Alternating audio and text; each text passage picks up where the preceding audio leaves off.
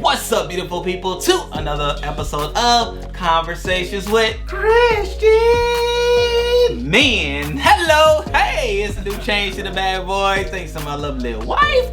We are sharing with you all the perspectives that we have and have our conversations to Christian men, giving you our thoughts, our, just ways of thinking and ideas behind certain topics. So with that being said, if you have any topics, any things that you would have for us to talk about or discuss, definitely drop it in the comment section below. If not, that's cool. Keep listening, because we definitely have so many different things and topics that we could talk about. But we wanted to give you the opportunity to share with us down below. And so, hey, the opportunity is now granted to you. So, end of the day, as you all saw, this one is talking about money, okay? And we talk about money from what are you about to say? No. Go ahead. Okay. I'm listening. No. Okay, yep. Talk about money within a union, within a marriage. His money, her money, our money, financial. What's the word behind that you will put? Stability. His money, her money, our money, financial management. Financial management. Boom. I knew you had the word. Money talk. So, I'm going to throw it to you, sir. What is your thoughts behind my money, her money? Let's just start there. Oh, that's really good. So, my money, her money. Now, my wife and I'll say one of the things that I touched on before is that, I think I do things based on, what my parents did and so on and so forth. I'm trying to think. I don't believe they had separate accounts. Or maybe they did, because they really didn't talk to me much. But for me, growing up and with my wife, my money, her money, no, I see it as our money. Okay. Right? All right. And I have, friends and different people I know who have separate accounts and so on. But no, Jessica and I, we have like a few bank accounts, but we are all linked to the accounts to be able to see what takes place. Because in my opinion, we're working together towards whatever the common goal might be, but we're working together as one. Yeah.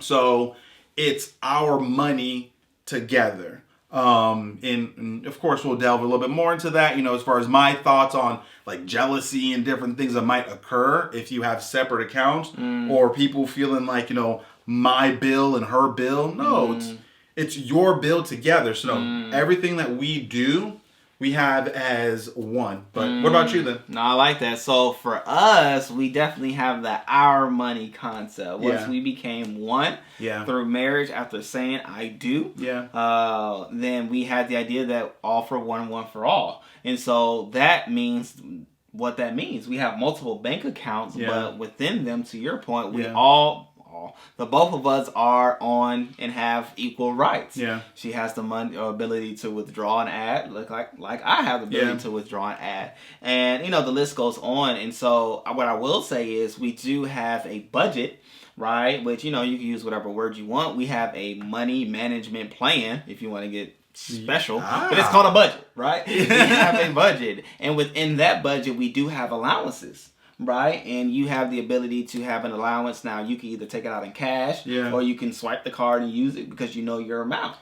Now, question: do you stick to that? I've tried the allowance thing, and we've tried it.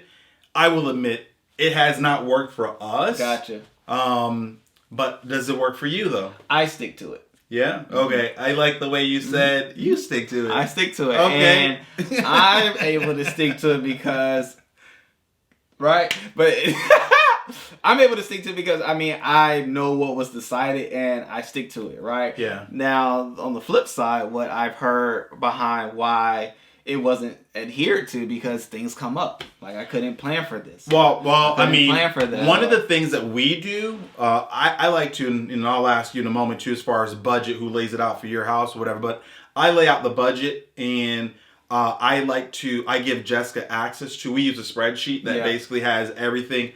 And I like to think of everything that could potentially, even like for household, essentials like the cleaning supplies and whatever else. So it goes beyond the food, right? I will say there are times where certain things happen, like you try to budget for, but then it's like, oh, well, going out to eat or something.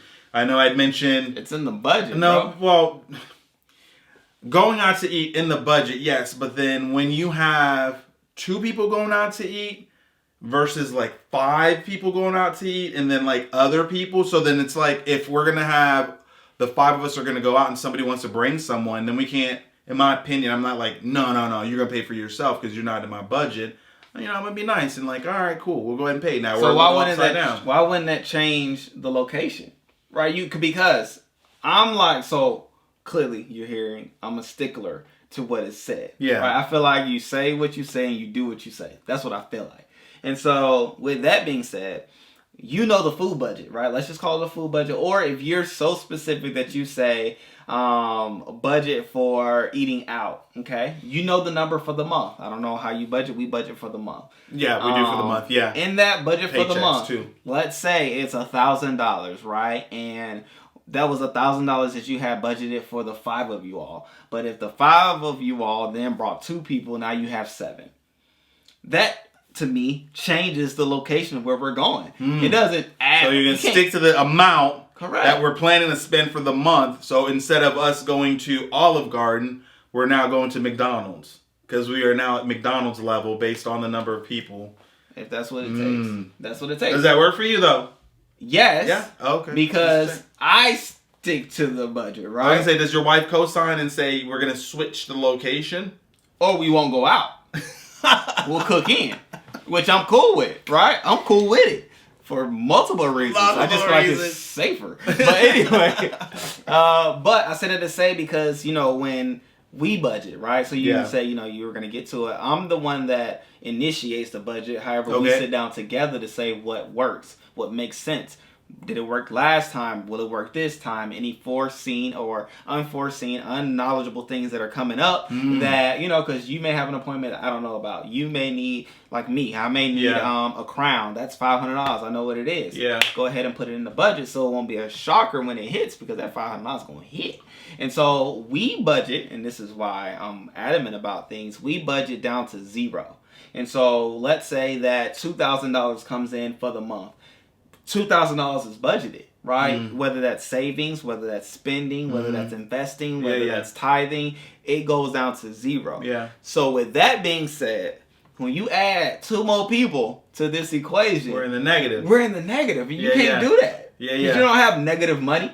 Well, I mean, there's no negative money. So you spend to the point of 0 and no more. Yeah. And so that's why alternations or changes and things have to take place because, bro, like you can't budget beyond what you have unless you're making an investment. Then I would say okay. Yeah. Now, question for you, maybe, you know, share with the people, like how often would you say either you or you'd recommend that they go back and hold the budget meetings, right? Assess to see. Do you do it monthly or do you do it once a year or once every 6 months to say, hey, let's see where we are? Do you look at like your bank statements? What do you look at and how often do you do the assessment? Yeah, so I would say that it all depends.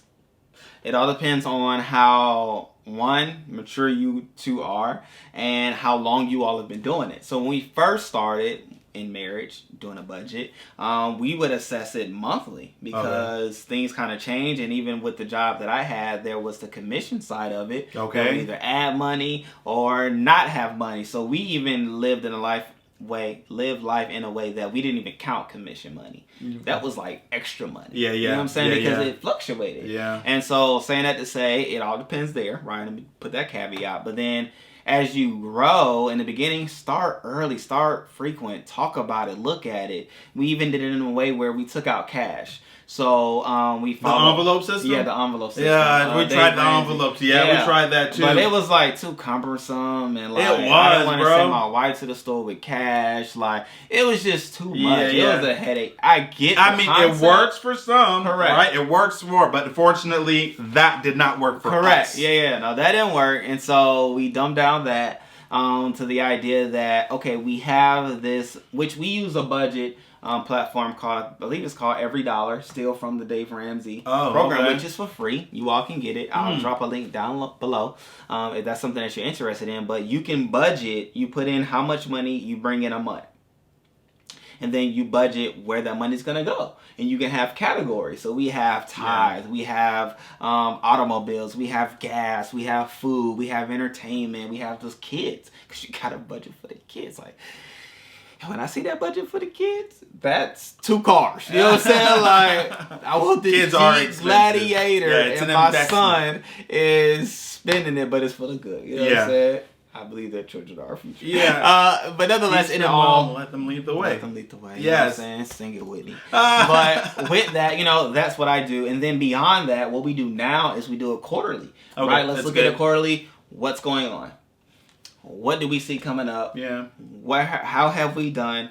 Does this progress? Because you got to have a goal. What is our goal? Sometimes the goal is to pay off debt, right? And then beyond that goal is then let's live below our means, right? Or if we know we want to do something in the future, let's start preparing now so that when that day comes, we have the ability to do it without even blinking. Yeah, that's good. Yeah, and actually, to the people who are watching and listening and so on, if you know of like really good budgeting tools and things, go ahead and drop them in the comment. I'm always looking for different ways to kind of break down. I've used different tools like Mint and so on and so forth. But one of the things that I'll say, like for me when it comes to budgeting, I try to drill down to know if I go to Walmart, for example, right, and I'm looking at the receipt or looking at just like an overview of the statement and from my bank, I like to break it down to know, okay, from that Walmart trip, how much of it was food versus how much of it was, cleaning or non-perishable, whatever it is, right? But so far, I have not found a tool that does it, like breaks it down like that. If anybody knows of one that's available, let us know. But I like the idea of coming back and revisiting it every quarter. We usually do ours once a year where we lay it out, but we break it down. Start of the month, first check, second check, so we have a really good idea to know how much is anticipated as a leftover from this first check or this second check that can then go into our savings or to go towards like an allowance or whatever, and even, we factor in hair and different things like haircuts for myself and the boy, which is, both of them combined for like the month, $50. But for my wife and the girls, hair, both of them combined for the month, $600, or all 3 of them combined, $600. Easy. Then we see, whoa, it's not the same. There's no balance there, but it is what it is, right? It won't be. Yep. But it won't be. It won't be. But no, but we do it like that where we lay it out for and know my check, her check, start of the month, so on and so forth, and so that we have a really good idea of where we are. Now, I'm going to ask this, as it relates to kids, maybe a little bit later, but kind of keeping the focus on, us as adults and so on. What about bills and stuff? Like, do you have certain bills that you pay, or do you look at the bills like my bill, my phone payment, her phone payment, her car insurance that she pays, or like, do you cross and, hey, we got to pay these things regardless? How do you manage that in your house? Yeah, no. So everything is one. Like, whatever happens to make the family engine run is something that we share responsibilities for. So I don't see it as she has a thing, I have a thing, you do a thing, I'm going to do a thing. It's our thing that needs to be done because this is what will allow for us to do whatever it is that we're doing, be it insurance, be it phones. Like we gotta have phones, so let's pick a phone package that works best for us, right? It's always the us talk. It always is in that vein. Even down to like phone situations where you have like Apple Music. That's probably one of the only things that is like separate, which I'm even trying to figure out why. But I think there's a family plan, isn't there? But I think we have Spotify with the family plan. So we both have an Apple situation. She had one when I met her, and she has like a bunch of music. So I was like, oh, okay, I don't want to tap into that. So that's why I got my own. But now I'm thinking like, could I just join? But I don't want to lose mine. Can they merge? Let me know. Let us know. Oh, okay. If they could merge it, bet. Right? So that's like the only thing. Now, so there's that, right? Did I answer your question? Yeah. Now, within the allowances, right? That's the part I want to tap into. Okay. Within the allowances, obviously, you have money. You, wifey. I have money. Me. I can do what I want to do with my money, right? Have fun with it. So there was a time period where my lovely wife, Crystal, was spending so much money and spending it fast without the idea of what we wrote down and agreed upon as far as the budget. And it was always like, nothing. Yeah. Right? No answer. What answer could you have, right? You already know how I feel about it. But So then what I did, I think it was like 6 months or maybe 7 months straight. I just invested it. Every dime I had for myself, I invested it. Oh man, bro, when I tell you that money stacked so fast, and this was back when like crypto was like booming, and bro, I had turned like $200 into like $1,500, and like bro, I was having a ball, and even doing some stocks and things like that. Yeah. Bro, I sat back and looked at it. I was like, oh snap! Like I really turned. Thanks to God, I really turned, let's just say, $500 into almost $3,000, and it's like, man, if only we could. I'm thinking of this. If only we could get on the same page as a family as it pertains to finances, how we can really grow this. I only did this with a portion of mine. Yeah. If I did this with a greater good, I'd probably be more nervous, more tactical. I probably wouldn't invest as I did. You know what I'm saying? So it may not be as large as it was. But saying it to say, like, that's where I was. But, I mean, I don't see anything wrong with that as far as, like, you know, let's say I cash it out. Which the investment stock-wise, I just transferred over to the kids. And that's a whole other thing, right? With finances, you definitely want to make sure you think about your kids. Look in advance, whether you do a Roth IRA, which they'll get later down in life, or you do, I believe it's like a 526 or 529, where you save up money for them when they go to college, or when they get of age to go to college. They can either get that money out for college, or they can get it out to go to trade school, or they can get it out, right? Tax-free. So I say all that to say, like, there's so many things you could do financially that I believe that your allowance should be your allowance. Yeah. What do you think about that? Well, I mean, I agree with the allowance. Now we've tried it for us. Yeah, we've tried it, and the interesting thing is I'm not really the spender, and it's funny because if you ask my wife, you're like, "What? You spend all the time." I'm not the spender. I will say, whenever there is like a celebration of some sort that's going to take place, I like to go above and beyond and get people gifts that I think that they're going to love. So like around school time, I'll spend like $1,000 or $2,000, like around Christmas. On what? On clothes? On clothes and shoes. Oh, okay, and then, and supplies as well. But then it was more so when the girls and the boy were in school. Now it's just him. So the 1,000 plus now is like maybe $500-$600, whatever. But hope he's not watching. Well, I mean, he knows, and that's the thing too. Like that's what I was gonna say about kids. We have conversations with our kids about money and stuff too. So we can get to that in a moment. But as far as the allowance, like usually what happens is I take my money and I just put in savings. Whatever the allowance would have been, the $50 or $100 I might allocate to myself. Like I would either save it, put in savings, But I will say, whose savings? Our savings. We have well, literally everything that we have access to, right? We share. And it's funny because as you were talking and as we're talking now, one of the things I will say, it's important to know your spouse, right? And know their spending habits. In that, back to what I said earlier about us having one account or having multiple accounts, but we all have access to it. But know your spouse to know if that person sees money, do they automatically have a spender mentality, or do they have like a saver type mentality? Where so it's who are you in the relationship? Oh, I'm the saver. I'm the saver too. Yeah, Jessica, she's a saver too. I will say so. There's like a good balance. She spends more than me though, because we got Amazon on a first name basis over here. Hey O'Neal, hey, you're back. Hey, you're back. Anyway, no, every day there's something new that gets delivered, right? And yeah, so anyway, that's a whole nother conversation. She's a little more of a spender when it comes between the two of us. She spends more than me on stuff regularly. Let me say it like that. She spends regularly. She spends money. Boom, boom, boom. But then for me, I'm a big spender. Yeah. So like, I won't buy. I think probably ends up being about the same. No. Oh. It ends up being. So you're both for spenders.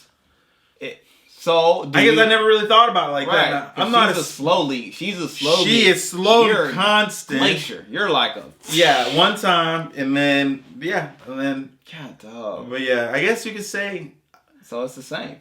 I guess. Are you now coming to the realization of this? I think so, because you just said, the way you just said it, you're both spenders. I never thought of it like that. Because if you ask me, I'm not a spender.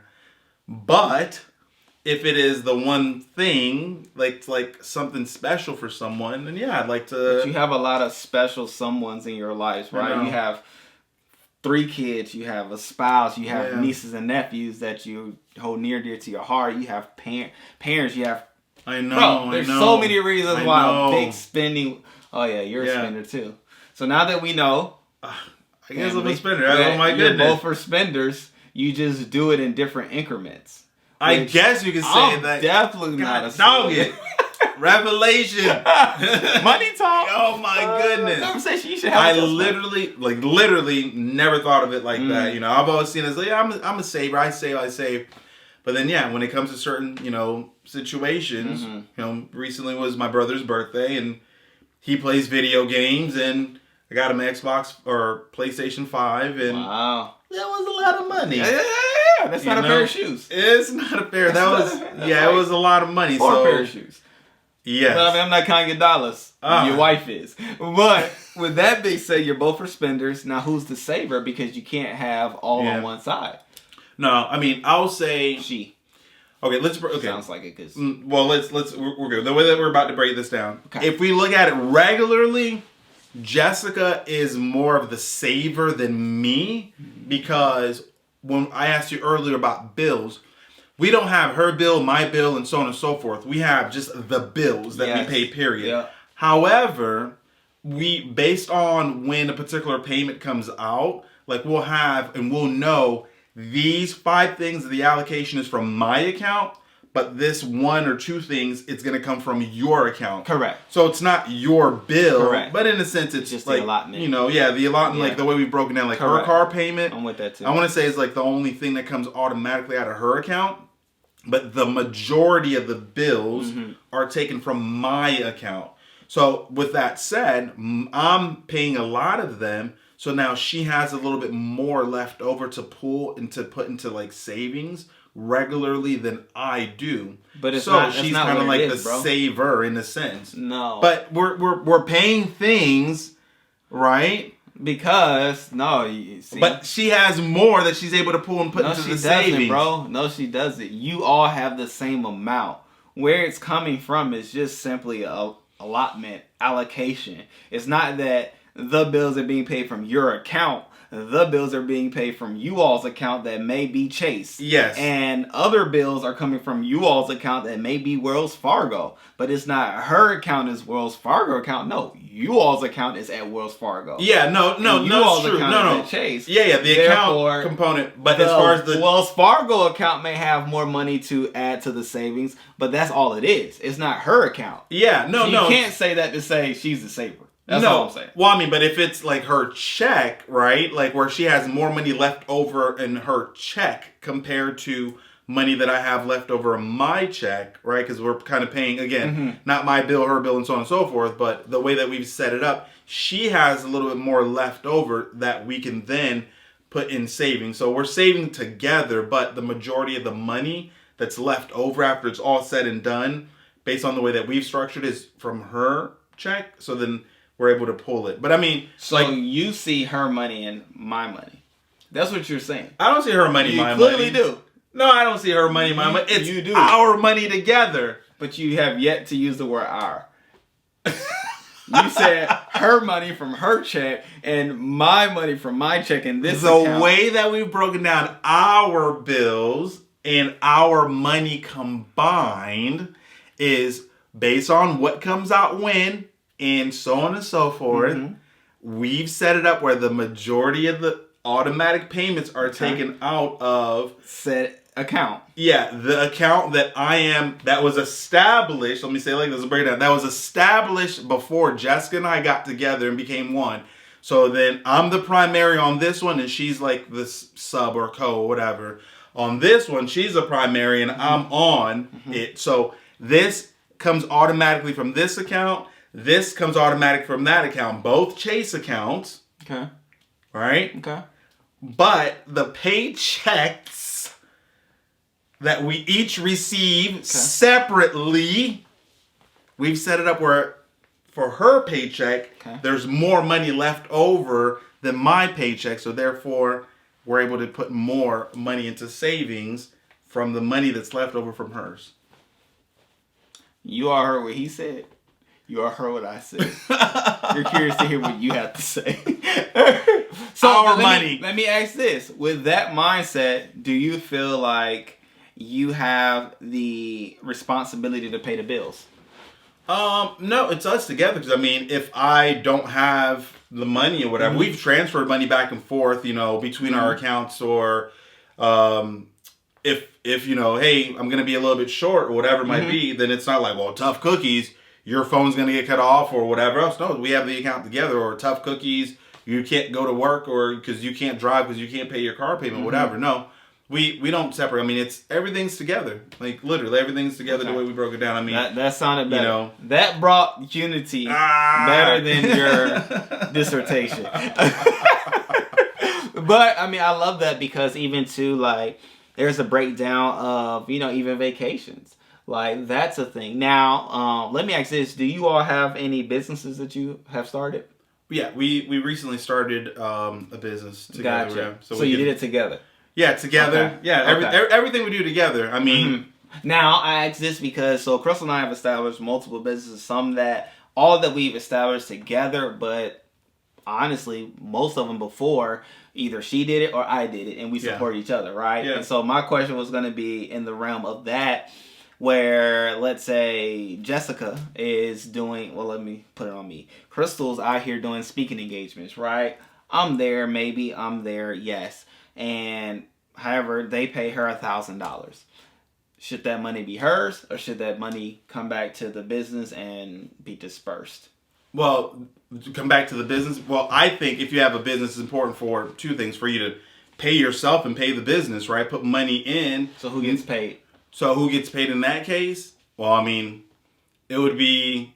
That's a tricky question. No, I mean, she gets paid, but then the payment piece that comes back to, like, she's counting as her paycheck goes into our family account, basically. That's the way I would say it would be. The business, however you break it down, whether it's 50-50 or a portion 25, 80, 75, whatever it might be, a portion goes back to the business, as in, to help it flourish, and help it grow, help to acquire new equipment, put money so that, for potential future employees that you want to hire and whatever else, so that I'm not doing the majority of the work. And then also pay yourself. And from that check that she receives, that check goes into our family account, unless it's a thing that we've already determined, like, hey, this money that you make, however much it is, it's your play money to do whatever it is that you want to do with it. Because we are not even counting that money at all in our budget. Because now, if we add it to the budget, we're dependent on it, right? Versus it to say early on, it being established, that is your money to do whatever it is that you want to do with it. So, yeah. Okay. I like that. So, but yeah. Something to talk about. Yeah, exactly. So, I mean, but, and also too, one of the things is I'm thinking about, finances and spouses and whatever else, and going back a little bit earlier, I mentioned like jealousy and so on, and competition. I mean, unfortunately, I'll say, some it might result in like lies or whatever, right? If you're not open and you don't share with your spouse what it is that you're making or bringing in, right? Like, why is it that you're not open with your significant other, whatever? I mean, I don't know if it's still the mindset that people have now, but you'd hear about how women, I guess it'd be like, oh, parents taught them or their mom taught them, like, always keep a separate account, private account, and don't let him know about it or whatever, in case he acts up, then you just pack on up and leave, and you don't want to be without and whatever else and this and that. Okay. Again, it's good to know your situation, know your spouse, know whatever else, and whether or not you need to have a private secret account or whatever it might be. But I don't really see, in my opinion, a need for that necessarily. Because now, again, it kind of creates lies or deception. Deception and, potentially like jealousy as well. Like, oh, you have money over there in this account, you saving up and whatever else and this and that. Like, why is that? And, I don't know why I can't get access to that money, this and that. And, oh, you only put $100 in our family account, but your secret account, you putting $1,000 in it regularly, this and that. So now, wait, hold on. Where we going? Bro, it seems like you got some experience with this. No, not me. Just literally conversations I've had with friends and so on. Okay. You know, I have a particular friend, she had shared that she's the one who manages everything. Like, her husband doesn't know anything at all about their finances. Like, literally, everything. Like, we had joked and she said if she passed away, her husband would be a rich, homeless person, basically, because he would not know how to access the accounts, anything. Like, he literally had to ask her. She signed up for credit cards under his name. She knows what the balance is on these various cards. He does not. He had to go to her to ask, hey, is it okay if I spend $50? Can I use this card and buy a $50 pair of shoes or whatever? And she had to give him the go-ahead, basically, you know? Because he didn't know. Because he doesn't know how much they have in their accounts. He doesn't know how much is, like, the credit card, available credit and balance and this and that, whatever else. Like, you know, she has a few accounts, like secret accounts that he doesn't know about. But even so, it could be the joint account. He doesn't know anything about it. Like, you know, he either doesn't go in and check on purpose, or maybe, who knows, the past. Maybe he had, like, a spending problem, and so she cut him off and said, you can't go in. I don't know. I didn't ask questions, but I just found it very interesting. Like, wow, your spouse, you all make money, and, like, you know, his check automatically goes to whatever account, and her checks goes to whatever account, but yet he does not know how much he makes or how much they have. You know, which is crazy. They're not young too. They're a little bit older, so you got to know these things. You know, But speaking of knowing things, though, question for you: what are your thoughts on sharing with your kids? Like, do you share? Are they a part of the process? Do they see what you're saving and so on? Do they know how much y'all make and all that? What are your thoughts? And I can share my thoughts on that. No, so currently they don't, right? They don't know. They just know that we're doing certain things with the idea of making money. Yeah. They know that with the idea of making money, you're able to do different things, such as buy homes, buy cars, things like that, but not necessarily what's being done in the house. I think we will be more open book with them when they start, or before they can have a job, right? Before then, just to give them an idea of how this works. But then especially, well, both of them really, but just making sure that they know how it works, so that when it's their time to work it, they're equipped with the experience and or with an example to know, okay, this is how our parents did it, therefore this is a way that can be done. I don't want them to have to figure it out on their own with zero experience. But what about you? Yeah, no, I agree. I mean, you know, without knowledge, people perish, right? Yeah. So it's good to have knowledge to understand. I know growing up, I didn't know anything about credit. I didn't know anything about, like, finances like that. I didn't know what PTO was and all that, right? And it wasn't until when I was, and we're open with our kids. So all that to say, we're open with our kids. So, but for me growing up, though, I remember my mom, when she had co-signed on a car for me, because I wasn't 18 yet. Now, we didn't make a lot of money growing up, and it's funny because talking to my wife, we'd look back and, like, you didn't realize you were poor until when you get older and, like, dang, we had nothing. We were poor. But I don't know if they fully understood the importance of having good credit. But I know, like, my mom co-signed for me, and one day she was calling to co-sign for my brother, and over the phone, when they did the whatever, like, the guy came back and said, oh, wow, you have a really good credit score. It was 825 or something like that. I knew it was important, but I did not know that it was important. You know what I mean? Like, I didn't know what it really meant. And I knew of credit cards and I knew of certain things, but I didn't have the deep knowledge, right? And my parents growing up, like, and I think I mentioned, you know, one episode, like, they made it look easy, right? They made parenthood, in a sense, you know, look easy. But, you know, being responsible in certain things, it's, like, tough, right? They didn't tell us. We didn't know how much they made annually. Gotcha. So now, fast forward, all that to say, when I grew up, you know, and had kids and whatever else, like, I said to myself, it's important that we give them the knowledge necessary so they can understand, hey, the life that we live now, the life that you live, this house that you see, the cars that we drive, you need to know how much you have to make at least in order to earn and drive those things or whatever, right? So we tell them like the girls early when they were in elementary and definitely middle school, we told them how much we made every year. Like they knew dad makes this much. Okay, this job plus this job, you know, this is part-time, this is full-time, whatever it might be. All those combined, here is how much dad makes and here's how much mom makes or whatever. Our household, this is how much we make total, you know? So they know what we make and they know, like, you know, different things like, you know, life insurance policies and whatever. Like they know all of those things and like the amount that they equal out to being so that they're not out in the dark, you know, trying to figure everything on their own. Even credit scores, like I was talking about, like I didn't know the true importance of it until I got a little bit older. But I knew though the dangers that people fall in with credit cards, right? So when I got my first credit card, when I started college, a couple of things. I'd sign up for a credit card with a fake name to get a t-shirt at my college. Okay. Now, I didn't think they were going to issue it. Now, listen to this. I gave fake social security, fake information. Maybe I shouldn't be saying this. But I gave fake information. You're beyond. Yeah, this was many years ago. Many years ago. I'm not incriminating myself. This was many years ago. Anyway, but with that said, they were giving them out like candy, basically. Like I said, I only wanted the t-shirt, but I didn't want the card. So I gave like fictitious information thinking they're not going to issue this credit card. They issued the credit card to this fake person. Wow. His name was Mike O'Neill. Wow. And anyway,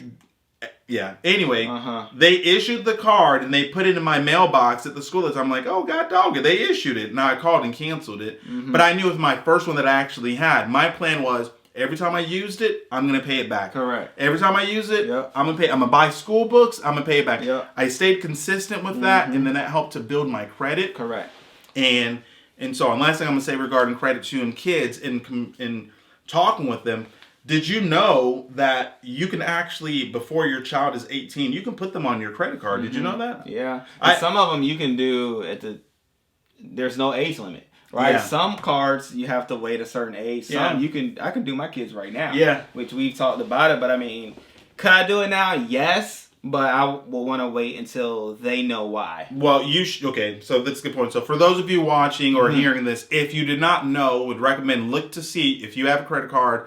Yes, certain ones they have an age where you can add a child to the account. We'll put a link down below. Yeah, that really helps. Yeah, that really helps. So like, I have Chase is one of the banks I have a credit card with. What you got? And my son, he's 11, but he's on there. He's actually, we put him on as, you know, an authorized user. And what that does is that helps to kind of build and establish credit for them. My daughters, who just turned 19, I wish I knew this a long time ago, but like credit is really important to me. Like I see it as something like, it kind of it's just numbers, and sometimes it's hard to understand what makes the difference, you know, but it represents me, right? Correct. My ability and your ability, lender, to trust me. You're trustworthy. I'm a trustworthy person. That's what it means. Yeah. So, to the world. To the world, yeah. So Jessica and I, we have excellent credit, and my daughters, it's funny because they don't know, or they just kind of started working in a sense, right? And I added them to our card and so on.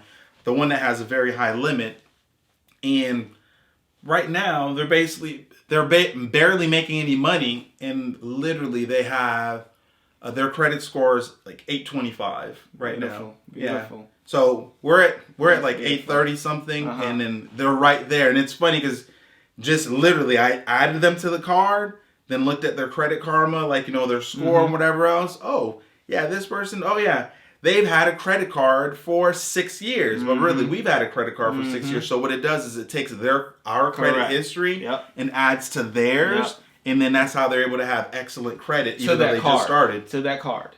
No, period. Like if they ran like their, you know, Experian or whatever, the different credit score, you know, bureaus, they're going to come up with excellent credit. Right. Now I'm saying to say, like, when you add them, let's say it's a Chase card. Oh, yeah. When you add that card to them, it's that card's credit history that will benefit theirs. Exactly. Not all of your past credit. Correct. Yeah, it's just that card. Yeah, yeah. I want to make sure that either that didn't scare people away from doing it, but then also let them know that no, it's not your past credit. It's whatever current credit card that you have that you may or may not add your children to. Yeah. That card will be reflected then on the child's as well as yours credit. But you have to be careful. You don't mess up someone's history, right? Or you know, because with me in my Chase card, I like to keep the balance at 0 or below 1,000, whatever. But you know, as the balance goes up, my score goes down, right? So same thing for them. Even though they're not using it, if I have, you know, the amount that's I max it out, then it's going to show that they have poor credit history, even though they're not doing anything. They're literally just on my account. I'm the one doing all the purchasing and everything else. But yeah, I mean, as I go, you know, so they go, I guess, in a sense, as far as the credit and so on. So just be mindful of that. But yeah, we have them added on our card, and 19 with 825, 827. I think the last time we checked, it was like their credit score. They're already excellent credit, and they just started with that simple trick. See, it pays to stick to the end of the videos because you never know what jewels will be dropped that will be beneficial as well as useful and practical to your life. So definitely, like I said, we'll put a link down below because there are numerous cards. It's not just a card that you can get, but there's numerous cards that you can seek to get or receive that you can then add your child at various ages, right? Because some people may be burnt the bridge at a certain bureau, right? So they may not be able to do Chase or Wells Fargo, but there's other ones too. So definitely look in the comment section below. All the information will be there for you. So boom, that is that. Now, O'Neal, I'm gonna let you close this one out. All right. So thanks again for watching today's episode. We truly appreciate you being here with us. Of course, as we often say, if you have anything that you'd like for us to share, go ahead and use the chat. Drop and let us know, hey, some of the things that you're doing to help instill just financial knowledge with your kids, your family, different tools we had talked about that you've used to help manage your finances as well. Drop those in there and let us know. And, you know, of course, subscribe, turn on notification so you can find out when the next episode is available. Stick with us, and we look forward to seeing you on a future episode. See ya with Conversations with Christian. Man. Boom. Hello. See you next time.